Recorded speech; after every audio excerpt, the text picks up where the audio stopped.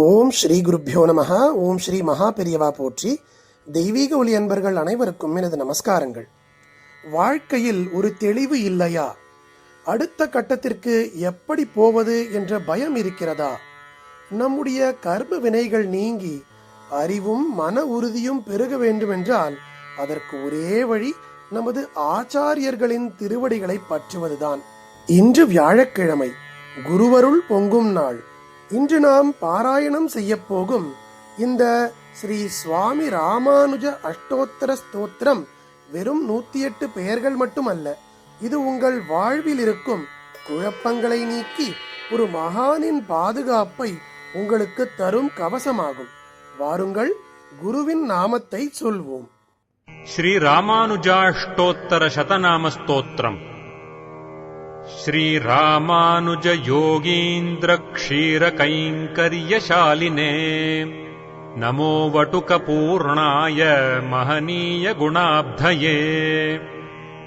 ராமானுஜः புஷ்கராக்ஷோ யதீந்திரः கருணாகரः காந்திமத்யாத்மஜः ஸ்ரீமான் லீலாமானுஷ விக்கிரஹः सर्वशास्त्रार्थतत्त्वज्ञः सर्वज्ञः सज्जनप्रियः नारायणकृपापात्रम् श्रीभूतपुरनायकः अनघो भक्तमन्दारः केशवानन्दवर्धनः काञ्चीपूर्णप्रियसखः प्रणतार्तिविनाशनः पुण्यसङ्कीर्तनः पुण्यो ब्रह्मराक्षसमोचकः यादवापादितापार्थवृक्षच्छेदकुठारकः अमोघो लक्ष्मणमुनिः शारदा शोकनाशनः निरन्तरजनाज्ञाननिर्मोचनविचक्षणः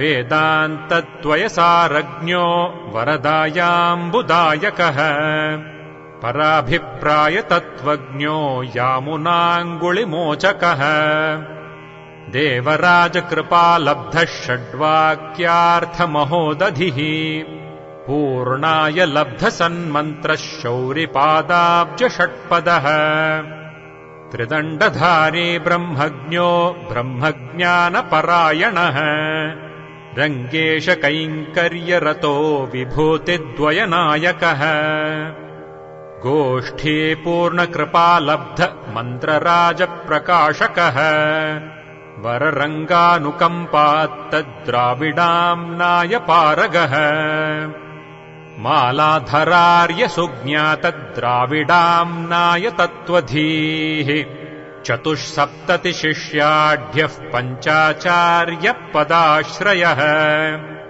प्रपीतविषतीर्थाम्बः प्रकटीकृतवैभवः प्रणतार्तिहराचार्यदत्तभिक्षैकभोजनः पवित्रीकृतकूरेशो भागिनेयत्रिदण्डकः कूरेशदाशरथ्यादिचरमार्थप्रदायकः रङ्गेशवेङ्कटेशादिप्रकटीकृतवैभवः देवराजार्चनरतो मूकमुक्तिप्रदायकः यज्ञमूर्तिप्रतिष्ठाता मन्त्रतो धरणीधरः वरदाचार्यसद्भक्तो यज्ञेशार्तिविनाशकः अनन्ताभीष्टफलदो विठ्ठलेन्द्रप्रपूजितः श्रीशैलपूर्णकरुणालब्धरामायणार्थकः प्रपत्तिधर्मैकरतो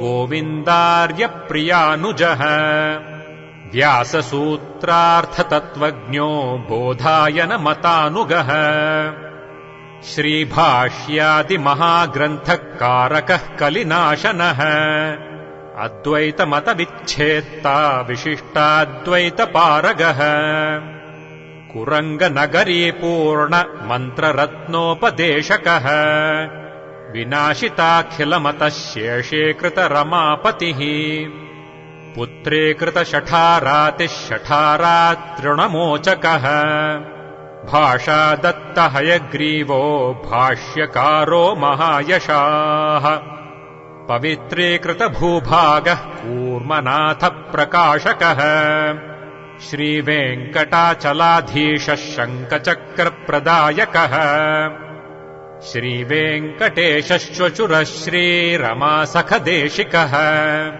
कृपामात्रप्रसन्नार्यो गोपिका मोक्षदायकः समीचीनार्यसच्छिष्यः सत्कृतो वैष्णवप्रियः कृमिकण्ठनृपध्वंसी सर्वमन्त्रमहोदधिः अङ्गीकृतान्ध्रपूर्णाख्यः सालग्रामप्रतिष्ठितः श्रीभक्तग्रामपूर्णेशो विष्णुवर्धनरक्षकः बौद्धध्वान्तः सहस्रांशुः शेषरूपप्रदर्शकः नगरीकृतवेदाद्रिर्डिल्लीश्वरसमर्चितः नारायणप्रतिष्ठाता सम्पत्पुत्रविमोचकः सम्पत्कुमारजनकः साधुलोकशिखामणिः सुप्रतिष्ठितगोविन्दराजः पूर्णमनोरथः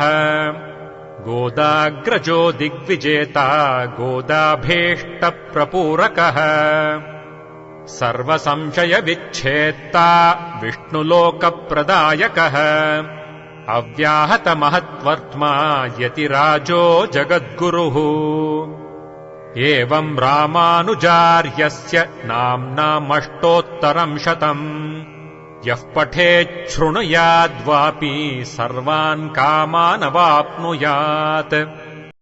அன்பர்களே, இப்படிப்பட்ட பெருமை வாய்ந்த சுவாமி ஸ்ரீ ராமானுஜரின் இந்த 108 திருநாமங்களை எவர் ஒருவர் படிக்கிறாரோ அல்லது பக்தியுடன் கேட்கிறாரோ அவர் தனது வாழ்க்கையில் விரும்பிய அனைத்து நற்பலன்களையும் நிச்சயம் அடைவார். சுவாமி ஸ்ரீ ராமானுஜரின் இந்த புனிதமான 108 நாமங்களை கேட்ட உங்கள் அனைவருக்கும் ஆச்சாரியரின் பரிபூர்ண அருள் கிடைக்கட்டும். வெறும் ஸ்லோகங்களை கேட்பது மட்டுமல்லாமல் அவர் காட்டிய அந்த சமத்துவ பாதையையும் கருணையையும் நம் வாழ்வில் கடைபிடிக்க முயற்சிப்போம். அதுவே நாம் நம் குருவுக்கு செய்யும் உண்மையான குருதட்சணையாகும். இந்த வீடியோ உங்களுக்கு பயனுள்ளதாக இருந்தால் மற்றவர்களுக்கும் பகிருங்கள். ஏனென்றால் ஒருவருக்கு இறை வழியை காட்டுவது மிகப்பெரிய புண்ணியம். மீண்டும் ஒரு ஆன்மீக பதிவில் உங்களை சந்திக்கிறேன். அதுவரை நன்றி. ஸ்ரீ குருப்யோ நமஹ. மகா பெரியவா திருவடிகளே சரணம். தெய்வீக ஒளி எங்கும் பரவட்டும்.